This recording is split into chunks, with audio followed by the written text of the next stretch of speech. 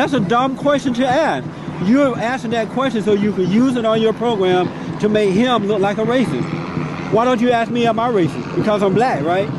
The more things change, the more they stay the same. This morning I was playing Bots and Indians on X, looking for a solid clip to build today's video around. I stumbled on this absolute gem featuring Lee Peterson. For anyone who doesn't know, Lee Peterson is a no-nonsense radio host, author, and one of the few people who still says exactly what he thinks to defend real American values. What hit me while watching is that, aside from the grainy 90s footage and Lee Peterson looking 30 years younger, everything about this exchange feels like it could have happened yesterday instead of 1994.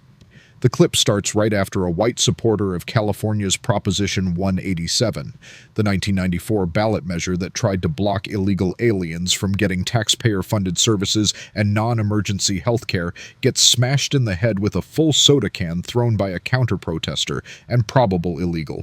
Blood everywhere, and before I catch a bunch of crap about assuming the perpetrator of this attack to be illegal, I do not support birthright citizenship when it is abused in the way that our politicians have allowed for the past half-century. Cue the media rushing in to paint the victim as the bad guy, and cue Lee Peterson stepping up, doing what he does best, and completely annihilating the reporter until she is stuck stupider than her ridiculous question to the victim of a foreign attack. Let's roll the clip. You all right? Are you okay? Oh, I'm feeling better than ever. Are you all right? Yes, I'm all right. Are you racist? Am I what? What are you think of these people now? Why? Why you stay She here? said, are you racist? I did edit the beginning of the clip as the Anglo man bleeding out of the side of his head is probably too graphic for YouTube. But the sheer audacity of this non-American propagandist to ask this man if he is racist simply because he is trying to gatekeep and protect his birthright in which he is responsible to hand to his children one day, and having the ability to look back and see how things played out in California since 1994, he was completely in the right to do so. Not that it was ever a question. Any serious society would not only deport the perpetrator of this attack, but they would deport this propagandist working for Univision and not allow them to return. And where does she get off asking the victim why he is standing his ground and staying there after being attacked? The left loves nothing more than to complicate everything with smoke and mirrors and attempt to bring in the Constitution or lawfare when it is convenient for them. But again, a serious society prioritizes their survival and welfare before attempting to live up to some idealistic delusion that 5 minutes of research would prove does not work and has never worked at any time in any country for any society ever. Am I racist? Yeah. No, I'm not a racist. Why do you ask that? Well, Why is it that people who stand up for America and who want to protect our own borders, why are we always trying to be backed up with the racist thing? I'm standing here with a black man. If I was a racist, this is my brother right here. If I'm standing with him, how can I be a racist? Are you a racist? No. So why would you ask him is he a racist? Well, let me see. Why would you ask that question? Why you stand here? And you asking him because he's white and you want to get away with this racist remark. Are you a racist? No. So why is it that he a racist because he's standing up for the country? Do you like the Latin people? Do you like do it? You like? One of the nastiest aspects of American politics, and this goes for both Republicans as well as Democrats, is the painting of broad brush strokes after pretending to not understand a person's perspective. And as annoying as both sides crowd can be, this truly is both sides, with few exceptions. Go ahead and criticize Ted Cruz's favorite country, and you will see him revert to the same tactics as a social justice warrior. This man simply does not want his tax dollars paying for food, shelter, and the health care of people who do not belong in this country, and people who do not love this country or its citizens. It's not an extreme position to take. It is very commonsensical, yet the propagandist, being knowingly deceptive, double down on planting the racist seed by asking if the victim likes the Latin people.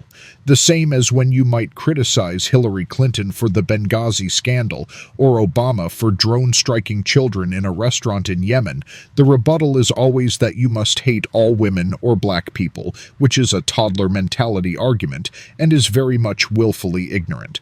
Whether this Anglo man likes or dislikes Latin people has no objective bearing on why he is in support of Prop 187, and regardless of his viewpoint on Latin people, he has a God-given right to have his own opinion. No. Do you like them? Yeah, Do you like Latin America? people. Do you like America? Yeah. Then what's the problem? You should be out here picking it with us. That's a dumb question to ask. You're asking that question so you can use it on your program to make him look like a racist. Why don't you ask me am I racist? Because I'm black, right? I love America too, and I think these illegal aliens need to be shipped back to their country. So why is that racist? You're a racist for asking him that question. Thank you, Jesse. And you're only doing it because he's white, and that's what you're going to show on your report tonight. You shouldn't play that kind of game. That's a dumb question. Shame on you. You should be ashamed of yourself. Yes. You're in America taking advantage of all the benefits that America has to offer, and your only comment, are you a racist? That doesn't make any sense. Yeah.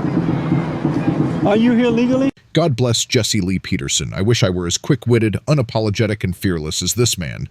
It would have been easy for JLP, as the organizer of this event, to not take responsibility or stand with the victim of this foreign attack on his American brother. Instead, after the white man spoke his piece and defended himself from an ideological attack, while still bleeding from a physical assault, Jesse Lee Peterson shut her demoralizing grift down with the truth while exposing the propagandist as a hypocrite. Jesse Lee Peterson reprimanded her, how a father would to a bratty child. Children crave discipline and authority. Our society would benefit from more stoic, no-nonsense men figuratively, and sometimes literally, putting these freaks over their knee and spanking their ass. Unfortunately, it feels as if true, masculine authority has become a rare commodity that civilization thirsts for. Hard times create strong men create good times create weak men create hard times. It's time for masculinity to put an end to the insanity. Do you agree? Am I wrong? Comment below so we can have the conversations that need to be had in order to move past one of the gayest times in American history. Let's give future generations something to be proud of and inspired from. And remember, as hopeless as things may seem at times, God put you and I here in this time and moment for a reason. Let us live up to it. Thank you for listening to the end, and until next time, God bless you, and God bless the United States of America. So I was on the airplane, sitting there waiting for them to close the door, let people in and close the door. And lo and behold, a black female pilot came out of the little cockpit thing, standing there at the door, talking with the stewardess. So I happened to look up. I'm like, what the? We got a black female pilot? So when the flight attendant came by down the aisle, I said, do we have a black female pilot? She's like, yes. I'm like, what the? And she was like, what's wrong with that? I'm like, female can't fly no airplane. And she started laughing. And then she went and told the other flight attendant, a black male flight attendant, and I asked him the same thing. And he was like, well, there's nothing wrong with that. I'm like, yes, it is. Is she qualified? I asked him, was she one of those affirmative action pilot or what? And then they went and told her what I said. They said there was a white male pilot in there as well. I'm like, phew.